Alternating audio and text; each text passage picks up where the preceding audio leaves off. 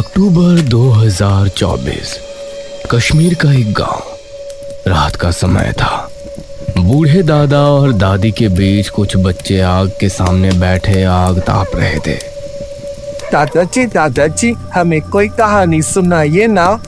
ये सुनकर दादा ने बच्चों की तरफ देखा। बच्चों, आज के जमाने में जहाँ बच्चे मोबाइल फोन में लगे रहते हैं, वहाँ तुम मुझसे कहानी सुनाने की बात कर रहे हो। दादाजी, जो कहानियाँ इंटरनेट पर होती हैं वो तो हमने बहुत सुनी है। आज आप कुछ सुनाइए ना। ये सुनकर दादा ने कुछ सोचा और फिर कहानी सुनाना शुरू किया। कमलेश और गोमती दोनों की शादी को कुछ ही दिन गुजरे थे, लेकिन उनके बीच कुछ भी अच्छा नहीं चल रहा था। उनके बीच बहुत लड़ाई झगड़े हुआ करते थे और उस रात कमलेश गोमती को उसके मायके छोड़ने जा रहा था।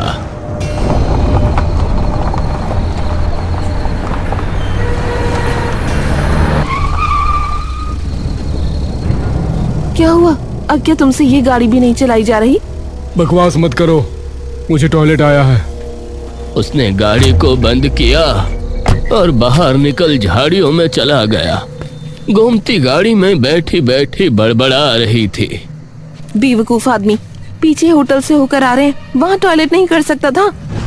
कुछ ही देर में कमलेश वापस आया और उसने गाड़ी में बैठ स्टार्ट करने के लिए चाबी घुमाई।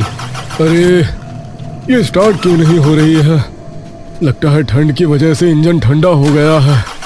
गोमती यह सुनकर और ज्यादा गुस्सा हो गई। कमलेश ने देखा कि कुछ ही दूरी पर घर है और वो गोमती को लेकर वहां पहुंचा।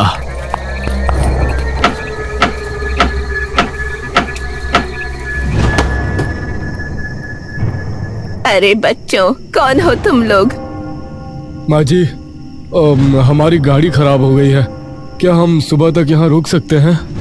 हाँ, रुक सकते हो। जल्दी से अंदर आ जाओ, रात का समय है, इस समय बाहर घूमना ठीक नहीं। बूढ़ी ने इन दोनों को अंदर ले लिया। अब दोनों उस कमरे में जाकर सो जाओ, बाहर निकलना ठीक नहीं है। जी शुक्रिया माँ जी। ये दोनों कमरे में चले गए, लेकिन वहां भी ज्यादा देर तक ये शांत नहीं रह पाए। ये सब तुम्हारी वजह से हुआ है। अगर तुम सुसु करने नहीं रुकते ना तो गाड़ी भी ठंडी नहीं पड़ती। कमलेश ने भी उसे जवाब दिया और दोनों में बहस बढ़ गई। बूढ़ी तब तक सो गई थी। कमलेश उसी समय घर से निकल गया। मैं तो गाड़ी में ही सो जाऊंगा। जब देखो बहस बहस और कुछ आता ही नहीं।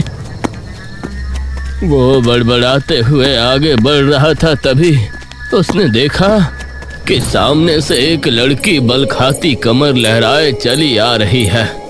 जैसे जैसे वो करीब आती तो उसका खूबसूरत आकर्षण कमलेश को साफ होता नजर आ रहा था। लाल साड़ी जो नीचे जमीन तक मिली हुई थी, गोरा बदन, लंबे लहराते बाल।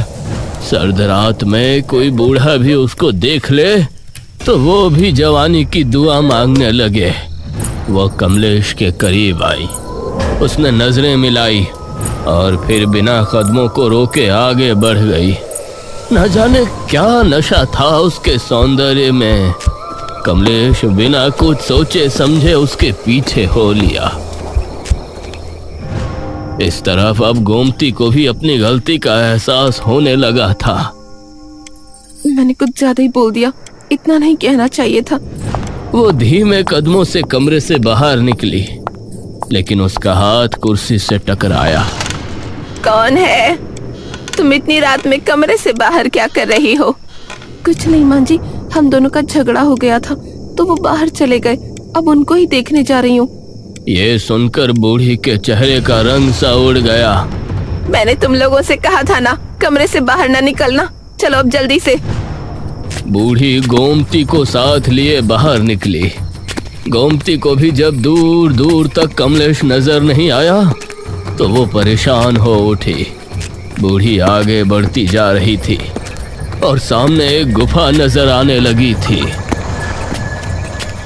अम्मा जी, कमलेश मिल तो जाएंगे ना? वो नजर क्यों नहीं आ रहे? बूढ़ी ने उसकी बात का कोई जवाब नहीं दिया और कदमों को तेज कर दिया और उस गुफा के दरवाजे पर एक जूता पड़ा हुआ था, जिसे देखकर गोमती डर गई। ये तो कमलेश का जूता है, जिसका मुझे डर था वही हुआ।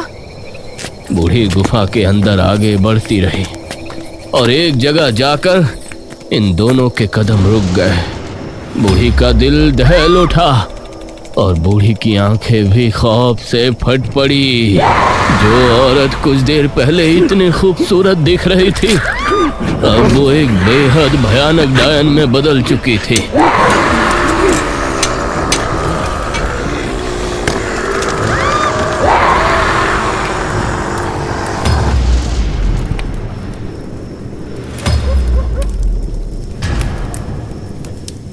दादाजी, वो भयानक डायन कौन थी?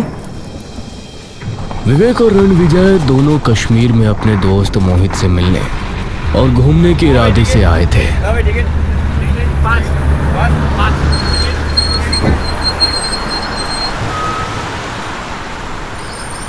बस स्टॉप पर रुकी तो वहां पहले से ही इनका दोस्त मोहित खड़ा हुआ था। अरे मोहित, कैसा है भाई? आ गए तुम लोग? बहुत याद किया यार मैंने तुमको। वो इन दोनों को अपने घर ले गया।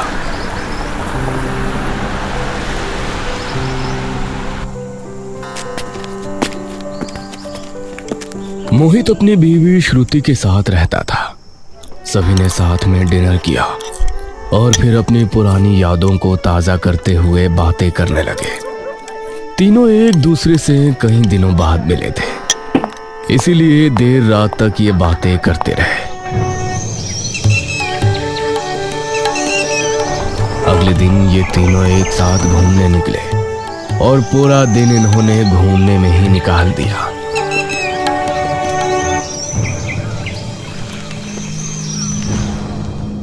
तीन दिनों तक घूमने के बाद तीसरी सुबह। यार तुम लोगों को छोड़कर जाने का मन तो नहीं कर रहा, लेकिन अब मुझे जॉब पर जाना ही पड़ेगा।